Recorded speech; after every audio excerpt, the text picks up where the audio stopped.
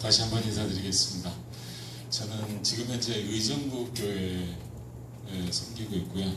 또 따로 이제 죽산교회와 논산교회도 틈나는 대로 섬기고 있습니다. 제 이름은 조용기고요. 여러 번 만나뵈서 너무 반갑습니다. 네. 반갑고요. 아까 아침에 오니까 제 마음이 조금 급해지더라고요. 여러분들을 보니까 성전이 빨리 지어져야 되겠구나 하는 생각이 들어서 마음이 좀 바빠지기 시작을 했습니다. 저는 모든 것이 충분하지 않은 사람입니다. 힘이 많고 결정도 많고 뭐 젊어서도 결정이 많은데 나이가 드니까 여기저기 잔고장이 많아서 결정이 더 많아졌습니다. 왼쪽 귀도 잘 안 들리고 이제 시력도 많이 나빠지고 그래서 여러분들에게 좋은 것들을 많이 드려야 되는데 조금 부족하고 가시가 좀 있더라도 잘 용서해 주시고 사랑의 마음으로 받아주시기 바랍니다. 제 소개를 이제 아주 짧게 드리면 저는 고등학교 3학년 때 교회에 가서 제가 클라리넷을 했거든요. 그 연주를 해주면 떡라면을 사준다고 친구가 유혹을 했어요. 그래서 진짜냐고 그랬더니 진짜로 사준대요. 근데 그 시절만 해도 이제 떡라면이 특식이었으니까요, 저희한테. 그래서 그 떡라면 유혹에 넘어가서 제가 교회를 2번 갔어요. 연습하러 1번 가고 청년 정상회 때 특창하러 1번 가고요. 그런데 그 전까지 만났던 사람들과 전혀 다른 사람들을 만나게 됐습니다. 그 전까지는 제가 굉장히 세상을 비관적이고 회의적으로 많이 봤는데 그때 당시 제 눈에는 교회의 성도님들이 천사 같았어요. 천사 같았어요. 그렇게 다정하게 말하는 사람을 처음 봤고 이해관계를 따지지 않고 이렇게 대해주는 사람을 처음 만났습니다. 제가 처음 나갔던 교회는 서울중앙교회입니다. 그 청년들과 정말 그 형님, 누나, 동생 이렇게 해서 저희들은 이제 그 모임을 중앙청이라고 부르는데 중앙청 모임이 지금까지도 이렇게 이어지고 뭐 가끔 찌걱찌걱하기도 하지만 아주 너무너무 행복하게 그 청년실에 같이 지냈던 사람들과 지금까지 이렇게 잘 지내고 있습니다. 그러다가 제가 이제 하나님의 인도로 영화학원에서 서울영화학원에서 근무하게 됐고요. 거기서 15년 정도 건물 관리의 일을 15년 정도 했습니다. 여러 학원 건물을 짓고 또 교회를 짓고 하는 일을 하다가 어느 날 저희 아버지가 이제 건강이 많이 안 좋으셔서 동남아 여행을 시켜드렸는데 가실 때 지팡이를 짚고 가셨는데 돌아오는 날 지팡이를 버리고 오셨더라고요. 근데 사실 의사가 한 1년 정도 사실 거라고 얘기를 했어요. 그래서 이제 여행을 보내드렸는데 지팡이를 버리고 오셨어요. 그래서 아버지 내친김에 미국도 한번 가시겠냐고 그랬더니 미국을 가시겠다고 그래서 미국을 이제 한 달 코스로 해서 보내드렸습니다.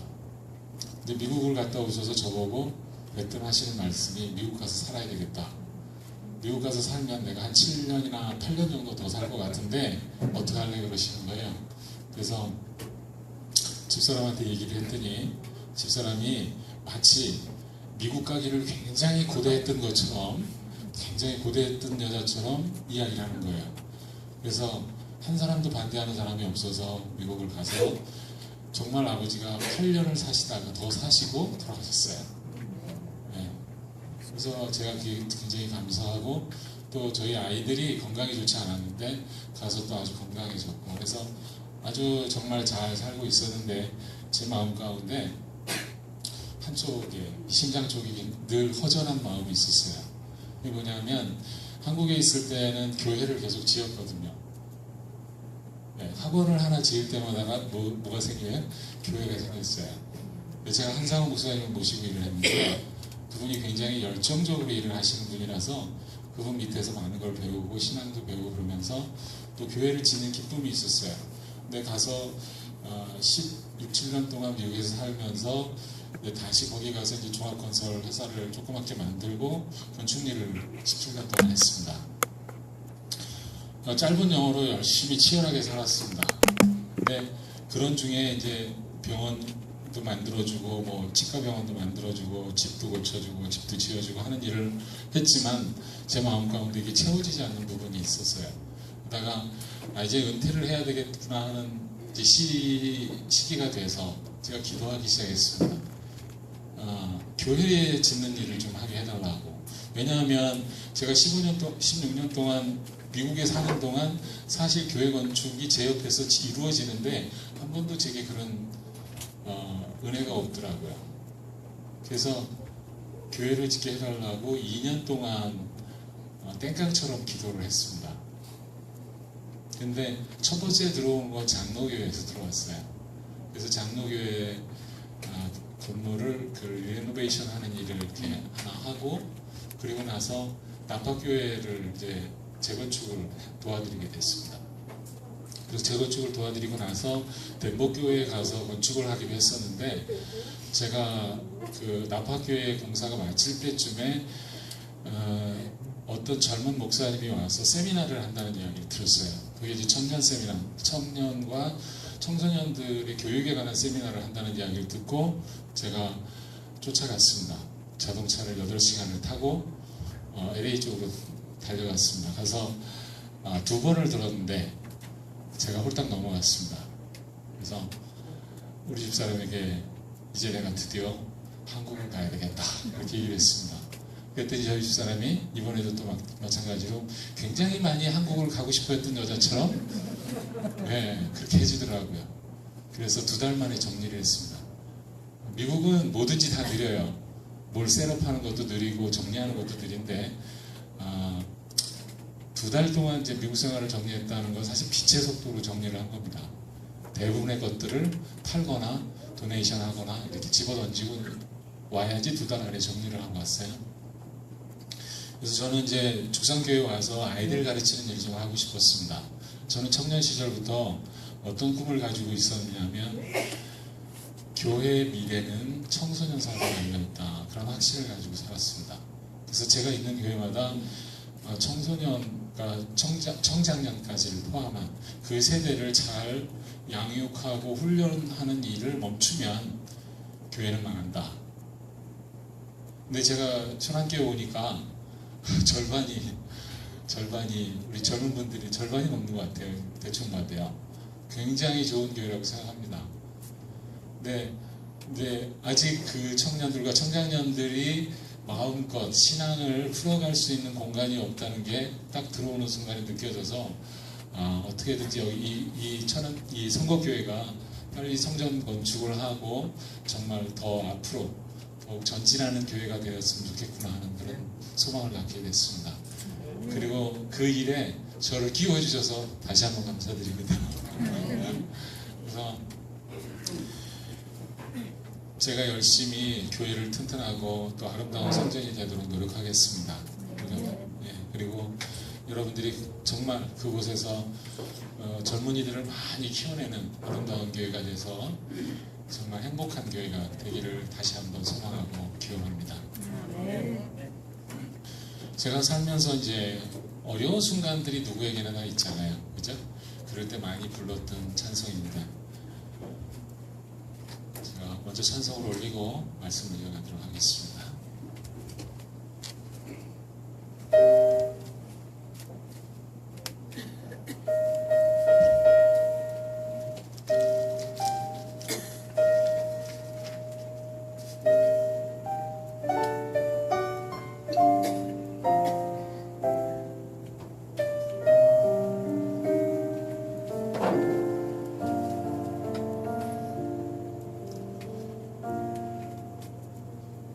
내 눈물로만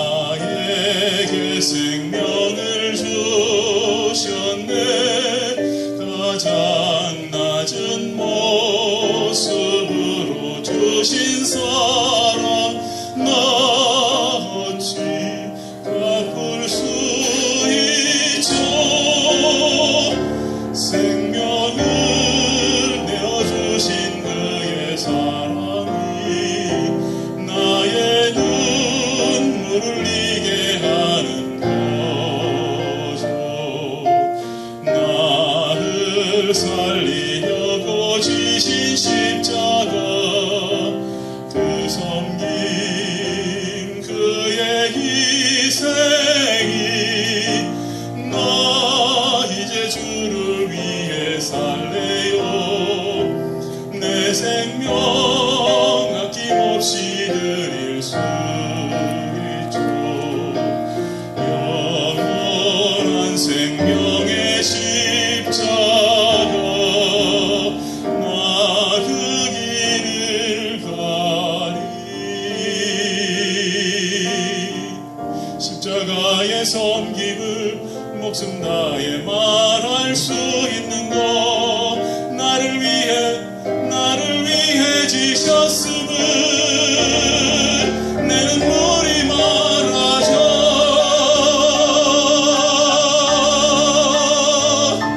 생명을 내어주신 그의 사랑이 나의 눈물을 흘리게 하는 거죠 나를 살리려고 지신 십자가 그 섬김 그의 희생이 나 이제 주를 위해 살래요 내 생명 아낌없이 드릴 수 있죠 영원한 생명의 십자가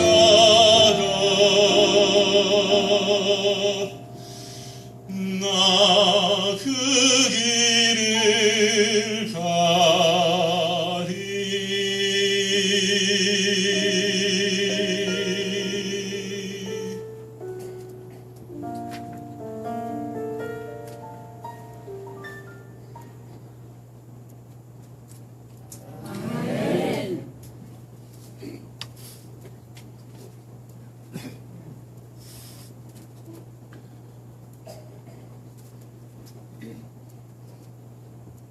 요한복음 14장 1절 읽고 말씀 이어가겠습니다. 너희는 마음에 의심하지 말라. 하나님을 믿으니 또 나를 믿으라. 내 아버지 집에 거할 것이 많도다. 그렇지 않으면 너희에게 일렀으리라. 내가 너희를 위하여 처소를 예비하러 가노니 가서 너희를 위하여 처소를 예비하면 내가 다시 와서 너희를 내게로 영접하여 나 있는 곳에 너희도 영원히 있게 하리라. 재림교회는 무엇으로 살죠? 예, 재림의 소망으로 살아요. 2000년이 넘어가면서 재림의 소망이 더 강해졌어요? 좀 약해졌어요? 예?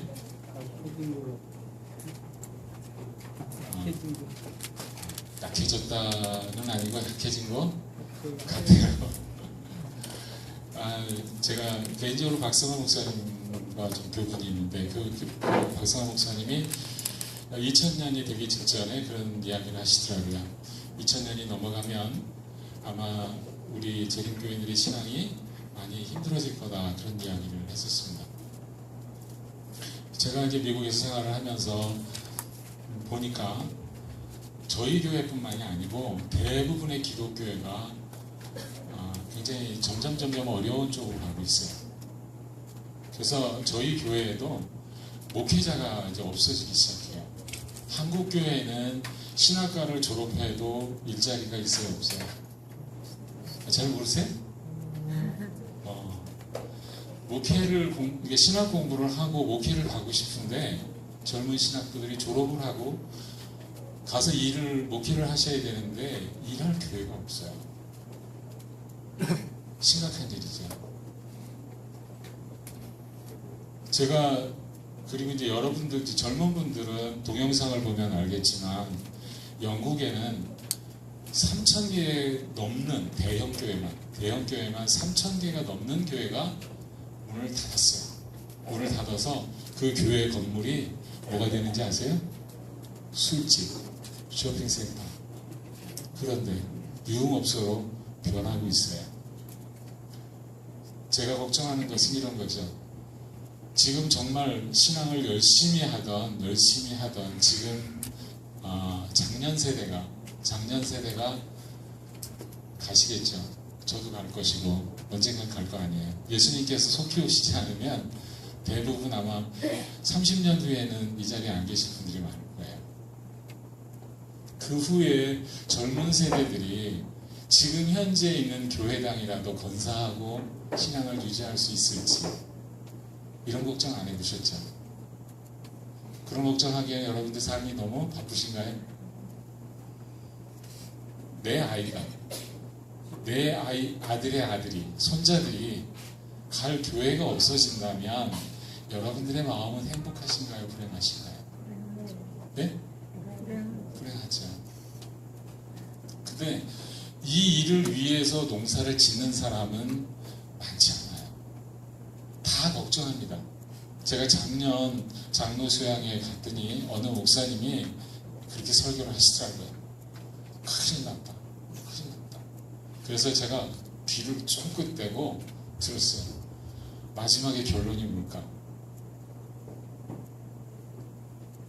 근데 너무 마음 아픈 얘기예요. 결론이 없어요. 대책이 없어요. 지금 이제 많은 교회들이 감소하고 어려움을 당하는 것 사실이지만 그거보다 더 심각한 건 젊은이들로 이 교회를 채우지 못하고 있다는 게 더 심각한 문제입니다. 마치 자식이 없는 가정과 똑같아요. 요즘은 자식을 안 낳는 게 젊은 사람들 사이에 유행이에요. 정말 마음 먹고 나면 2명 낳고요. 웬만하면 1명만 낳고요. 웬만하면 안 낳고 즐기면서 살겠대요. 그런 일들이 저희 아이들한테도 있고 모든 가정들이 아마 대부분 그런 일들이 벌어질 거라고 생각해요. 앞으로 30년 후에 대한민국의 깃발을 태극기를 달고 이 땅에 존재할 수 있을까?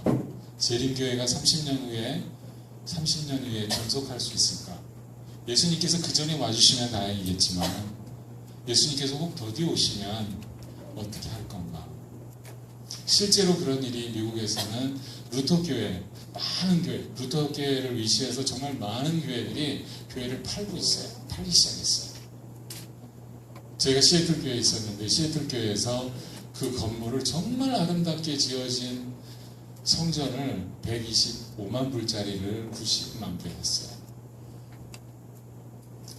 그렇게 살 수 있었던 이유는 2가지입니다. 그 대회에서 현찰로 지원해줘서 살 수 있었고, 2번째는 저희가 사지 않으면 그 교회를 살 기회가 없어요.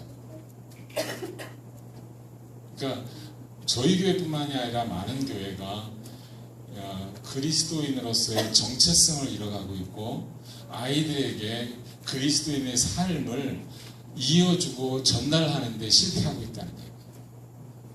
그런데 정말 제가 천안교회 와서는 제가 조금 마음의 위안을 받는 것은 청장년과 우리 젊은 분들이 많아서 내용은 제가 모릅니다. 내용은 알 수 없지만 어쨌든 여기 앉아서 같이 예배를 드린다는 게 얼마나 감사해요. 정말 감사한 일입니다. 여러분들이 살면서 이 세상에서 정말 소중하게 생각하는 것들이 있어요. 그게 뭐예요? 자식이에요?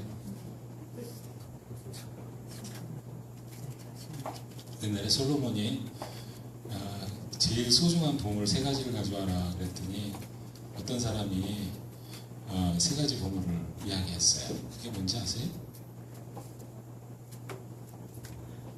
그게 뭘까요?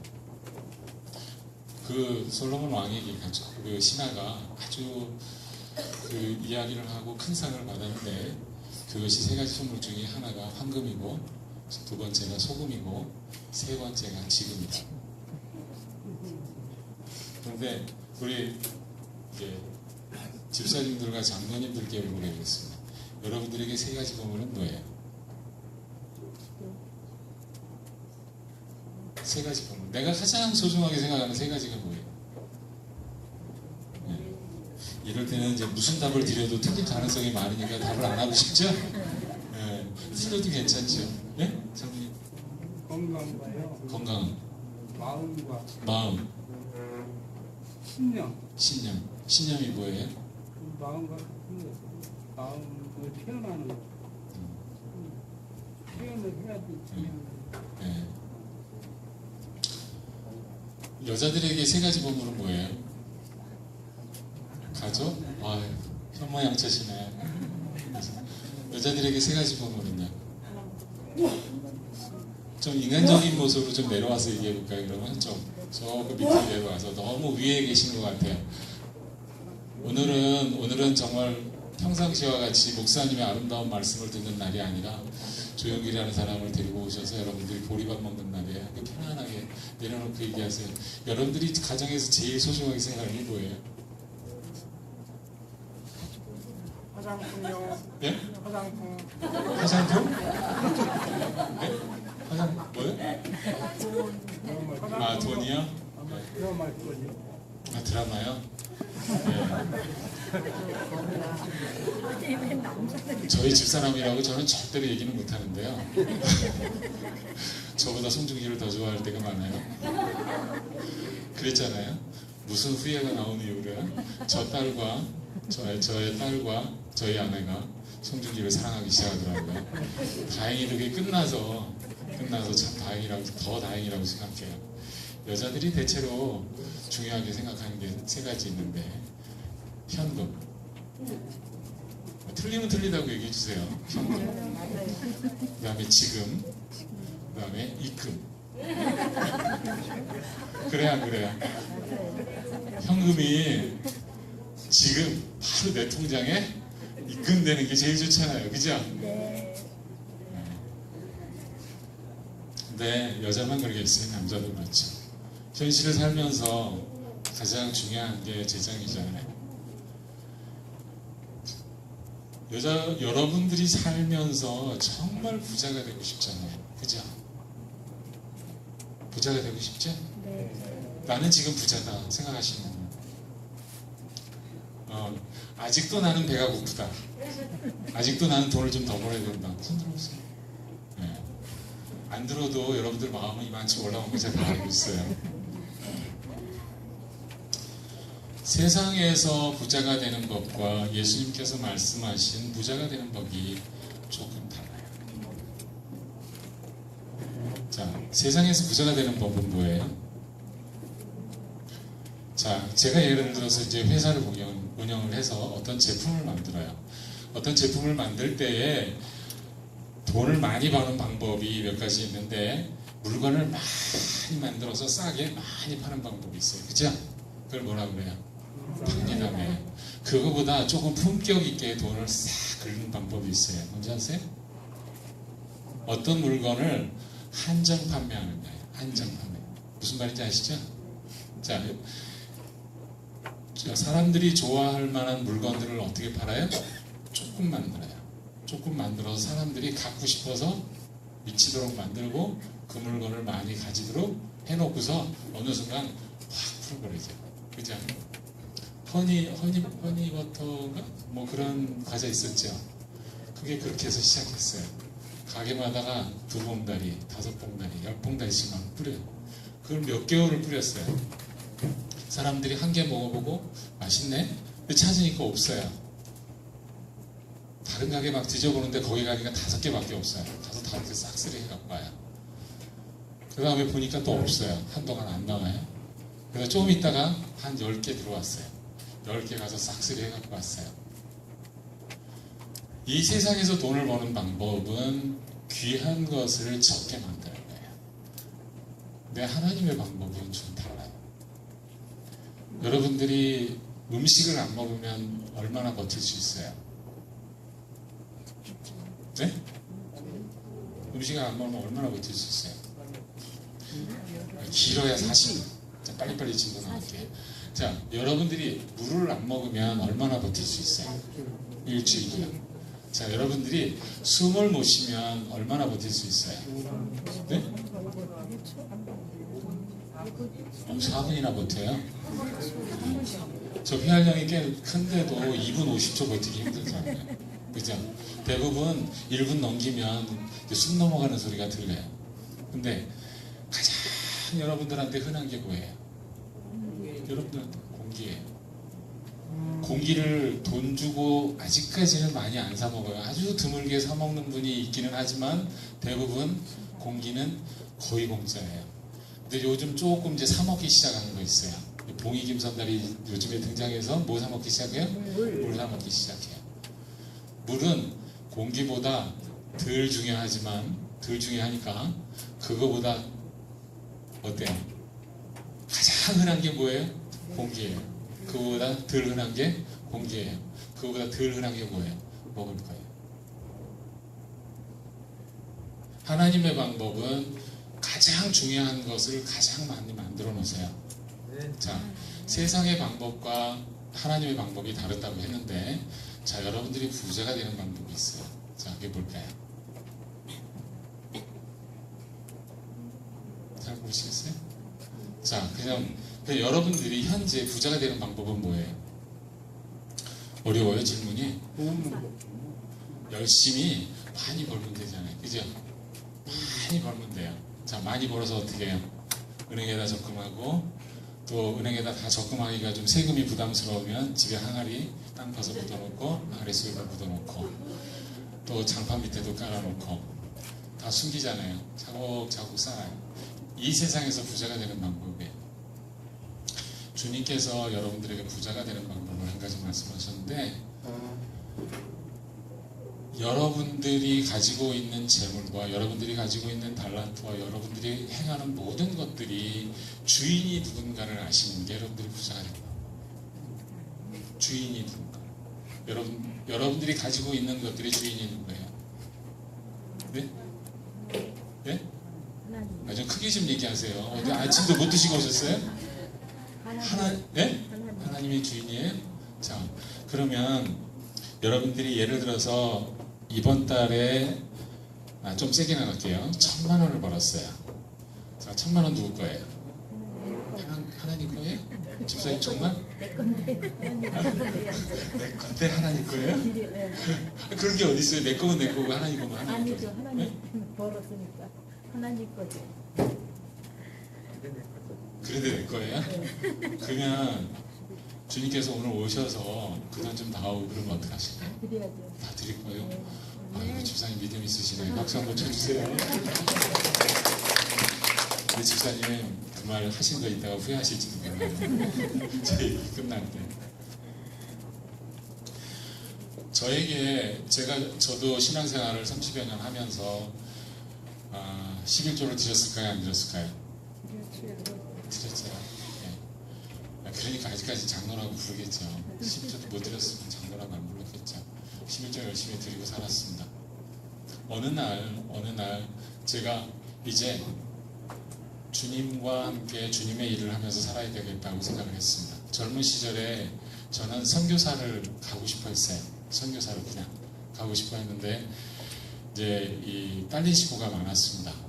딸린 식구가 많아서 그걸 포기하고 그냥 살면서 언젠가는 하나님께서 허락하시면 많은 선교사들이 그들의 인생을 던져서 주님께 드렸던 것처럼 그런 인생을 한번 살아봐야지 그런 꿈을 갖고 살았습니다.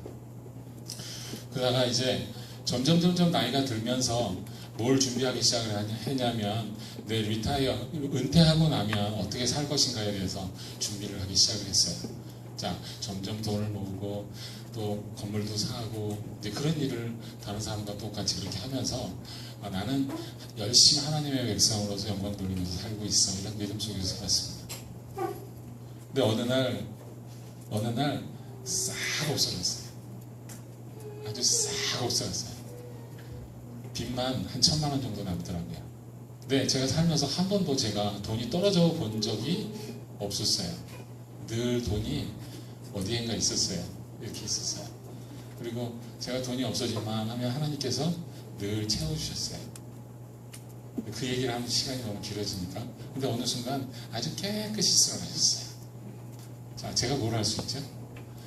여러분들 인생 가운데서 어느 순간 여러분들의 재물이 싹 없어졌을 때, 또는 나의 건강이 완전히 사라져서 질병에 걸려서 아무것도 할 수 없다고 생각하는 그 순간이 왔을 때, 여러분들은 뭐 할 수 있어요? 네? 기도할 수 있어요. 기도할 수 있어요? 장로님 정말 믿음 있으시네요. 저는 다 잃어버리니까 기도를 못하겠더라고요. 아니 제가 논 것도 아니고 허랑방탕한 것도 아니고 안식일마다 교회 착실히 나가고 목사님 말씀 잘 듣고 선배 장로님 말씀 잘 듣고 가면 보일러도 잘 틀고 교회 청소도 열심히 하고 모든 거 다 열심히 했는데 하나님께서 살아계시면 어떻게 내게 이런 일이 있을 수 있을까 생각할 수 있어요? 없어요? 네, 없다고 생각하시는 분들은 굉장히 믿음이 좋으신 분들이고요. 대부분 엎어지면 뭐가 제일 하게 돼요? 하나님 감사합니다. 제가 엎어지도록 해주셔서. 그렇게 하시는 분들이 있어요? 뭐 해요? 화가 나잖아요. 화가 나고 울고 떼쓰죠. 넘어지면 제일 먼저 엄마 눈초리 한번 보고 엄마가 깜짝 놀라면 더 크게 울어요. 어른들도 아이들하고 하나 다르지도 않아요. 내가 모든 걸 다 잃어버렸을 때, 그게 건강이든 재물이든 모든 걸 다 잃어버렸을 때 할 수 있는 행동은 엎어져서 울든지 울다 지치면 이제 아주 이제 그 원망을 하기 시작을 하죠. 내가 이렇게 되기까지의 수능 공로자들을 다 원망을 합니다. 그러다가 원망하다 다 못하면 누구에게까지 원망해요? 하나님께 원망해요. 그런데 주님께서 주인이라고 여러분들 얘기하고 사시잖아요. 주인이 자기 거 가지고 왔는데 왜 원망해요? 여러분들 목숨이나 건강 누가 주셨어요? 하나님이 주셨다고 믿고 살고 있잖아요. 하나님께서 자기 거 가지고 왔는데 왜 원망해요? 제 말이 틀려요? 맞아요? 그죠? 그러면 둘 중에 하나죠. 여러분들이 나의 주인이 예수 그리스도 또 우리 아버지 하나님이라고 말씀하시는 게 거짓말이던가 아니면 소유관계가 하나님께 아니고 내 거든가 둘 중에 하나죠. 그래? 안 그래? 정말 내가 바닥에 떨어졌을 때 내가 모든 것을 다 던져버려졌을 때 내가 하나도 원망할 수 없어야 정말 주인이 하나님 거 아니에요. 내 소유가 아닌 거를 내가 인정할 수 있는 거잖아요. 장로님이 저한테 1,000만 원을 빌려줬어요. 어느 날 내가 급하다고 장로님 말씀하셔서 1,000만 원을 도로 가져갔어요. 제가 원망할 수 있어요? 없어요? 원래 누구 돈이에요? 예? 원래 장로님 돈이에요. 그럼 내가 원망할 수 있어요? 없어요? 없잖아요. 제가 한 가지 얘기만 더 하겠습니다. 우리가 자녀를 키우면서 내가 재산이 많은 사람이라고 가정을 하자고요. 제가 재산이 좀 있어요. 내 아이가 셋이 있어요. 한 놈은 똑똑하고 말도 잘 듣고 공부도 잘하고 착실해요. 내 둘째 놈은 하라는 건 절대로 안 하고 지가 하고 싶은 것만 하고 다녀요. 자, 그러면 내가 가지고 있는 것을 큰아들한테 맡길 것 같아요? 둘째 아들한테 맡길 것 같아요? 왜요? 둘째 아들은 자식이 아닌가요? 믿을만 하니까요. 자, 다시 한번 얘기할게요. 원래 그 재물을 누가 가지고 있어요? 내가 가지고 있잖아요. 그죠? 누군가에게 주고 싶어요. 맡기고 싶어요. 자, 돈을 줘서 잘 될 놈한테 주고 싶어요? 돈 주면 가서 술집에다 갖다 줄 놈을 주고 싶어요? 잘 될 사람. 왜요? 여러분, 그럼 다시 한번 얘기할게요. 하나님께서 당신의 재물을 여러분들한테 맡길 때에 잘 되실 분한테 드릴 것 같아요? 아니면 돈만 생기면 찍어 바르고 갖다 먹는 데다 쓰는 데 쓰시는 분한테 줄 것 같아요? 네?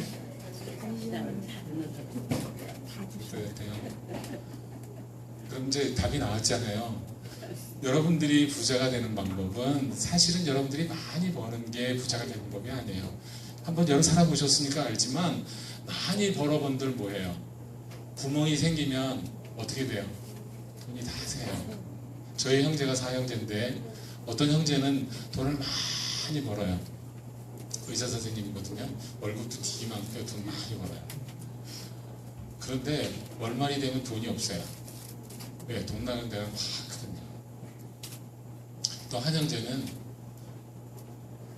돈을 적게 버는데 늘 돈이 왼쪽 주머니에서 나오고 오른쪽 주머니에서 돈이 나와요. 그래서 이유가 뭘까요? 이유가 뭐예요? 돈을 적게 버는데 돈이 호주머니에 남아있는 이유가 뭐예요? 아껴 쓰고 안 쓰는 거죠. 그죠? 자, 여러분들이 살면서 돈을 많이 벌어봤지만 많이 벌어봐도 구멍이 생기면 어떻게 돼요? 힘들어요. 100만 원 벌어서 50만 원만 쓰면 50만 원이 남지만 1000만 원 벌어서 1200만 원 쓰면 200만 원 안 남아요.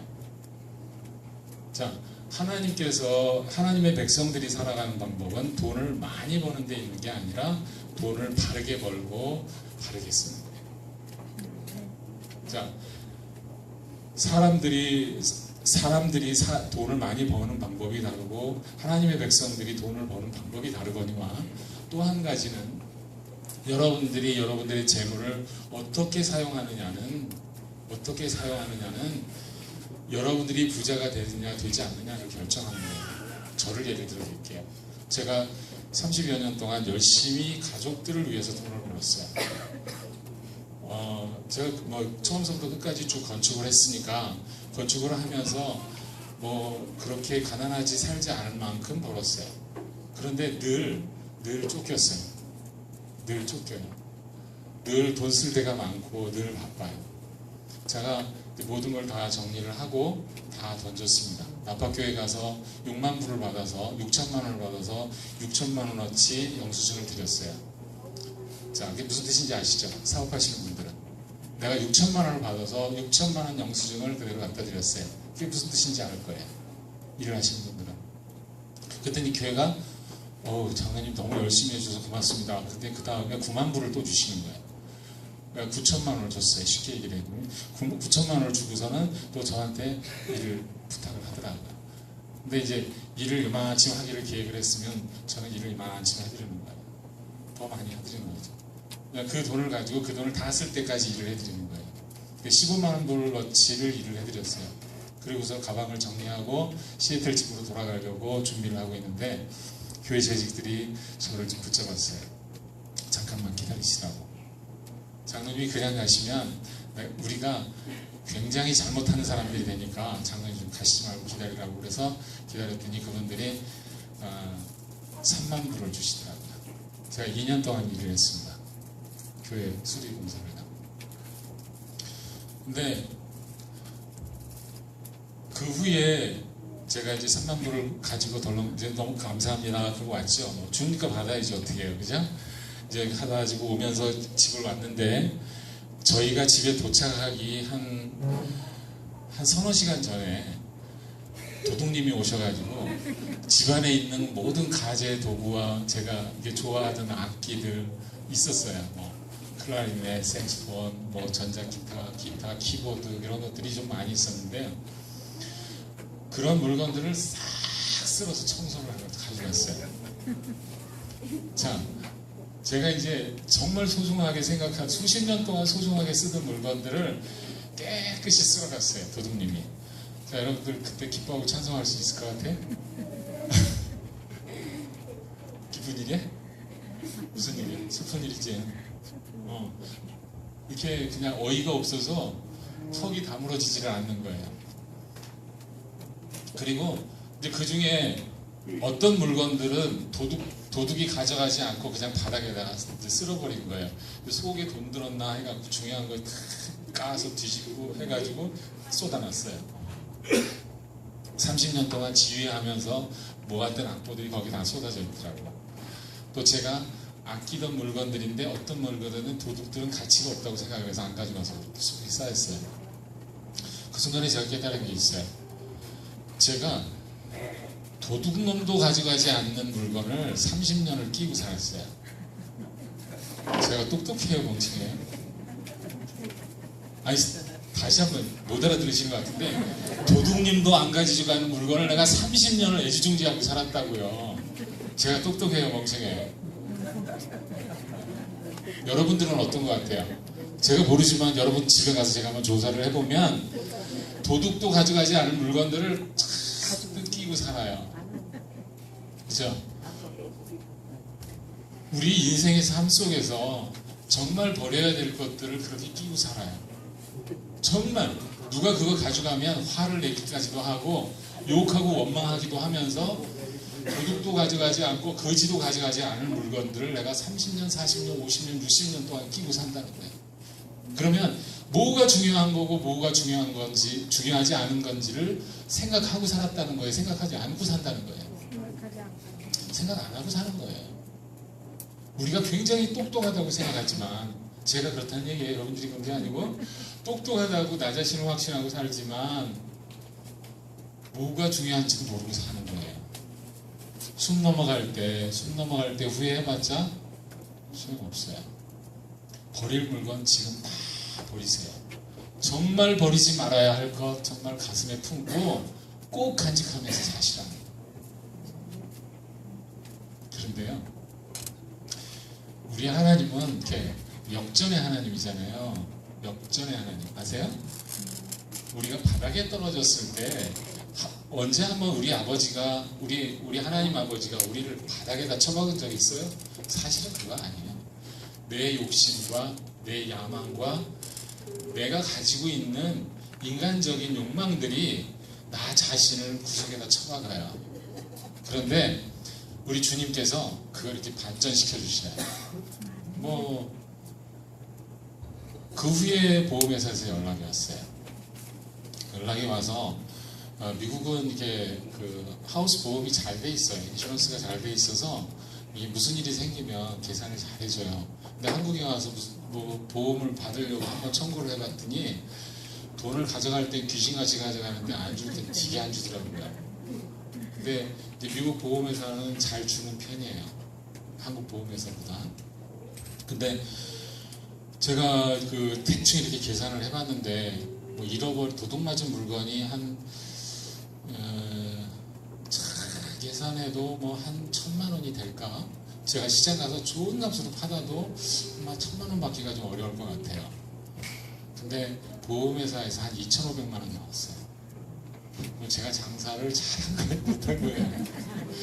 도둑이 와서 아주 정리를 너무 잘해준 거죠. 자, 우리 주님은 환난도 우리에게 복이 되게 하시는 거예요. 다 쓸어가는 것 같고 다 잃어버린 것 같아도 내가 엎어져서 울 수밖에 없는 상황이지만 제가 그래도 그냥 열심히 일하고 온 거 다 채워놓으시더라고요. 또 한 가지는 제가 평생 건축일을 하면서 일을 시켜놓고 돈을 안 주는 사람을 3사람을 만났어요. 3사람을 만났는데 한 분은 재림교인이고 한 분은 장로교회 목사님의 부모님이고 한 분은 믿지 않는 분이에요. 근데 돈을 안 주려고 마음을 먹은 사람은 행동이 똑같아요. 첫 번째, 저를 일을 시켜야 되는 천사의 얼굴을 하고 있어요. 만면에 미소를 띠시고, 그리고 항상 저를 부를 때 장로님 이렇게 불러요. 그리고 제게 늘 맛있는 걸 주려고 노력하세요. 그래서 제가 트라우마가 생겨가지고 현장에서 장로님 그러면 굉장히 무서워져요. 차라리 사장님 그러면 제가 안 무서운데 장로님 그럴 때가 제일 무서워지기 시작하고, 그러다가 또 맛있는 걸 사주기 시작하면 점점 무서워지기 시작을 해요. 근데 정말 무서운 것은 이제 제가 수금을 해야 돼서 이렇게 돈이 필요하다고 마지막에 이렇게 말씀을 드리면 얼굴이 이쪽에서 이쪽서부터 이렇게 싹 변해가세요. 제가 그걸 여러 번 경험을 했어요. 얼굴이 이쪽서부터 이렇게 슬라이드가 바뀌는 것처럼 이렇게 변해가세요. 다른 얼굴이 되는 거예요. 자, 그런데 여러분들이 그런 경험을 할 때 어떻게 반응하시나요? 제가 그게 좀 궁금해요. 여러분들이 이제 알고 싶지는 않고요.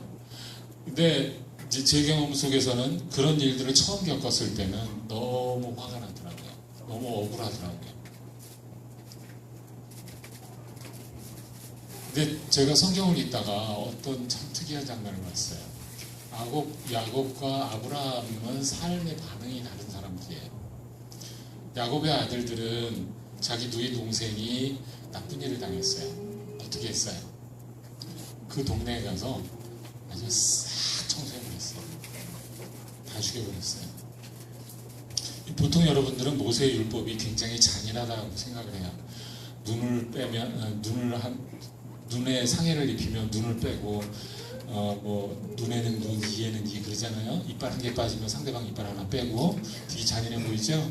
그래서 우리들은요 그렇지 않아요. 더 잔인해요. 한 대 맞으면 어떻게 해요? 2대 때리고 와야 직성이 풀려요. 그죠? 우리가 1,000만 원을 뺏기면 무슨 마음이 들어요? 그놈한테 가서 2,000만 원을 뺏어갖고 와야지 내 속에 후련해요. 왜? 1,000만 원은 원래 내 거고 1,000만 원은 보상금이니까. 그죠? 계산이 맞죠? 그럼 모세 율법이 잔인해요? 여러분들 마음이 잔인해요? 저희가 받아야 될 노임을 주지 않는 사람들에 대해서 내가 어떻게 반응해야 될까 하다가 아브라함의 모습을 봤어요. 아브라함은 우물 열심히 파서 우물을 잘 파가지고 사업을 잘하고 있는데 어느 순간에 누가 와서 우물을 메꿔버려요. 아니면 우물을 뺏어버려요. 그럴 때 어떻게 해요? 칼 들고 싸웠나요? 그냥 떠나가고 그래. 근데 아브라함만 그런 게 아니라 누구도 그래요? 그 아들 이삭도 아버지 닮아가지고 우물 뺏어가면 우물 줘버리고 주다 나중에는 누구까지 줘요?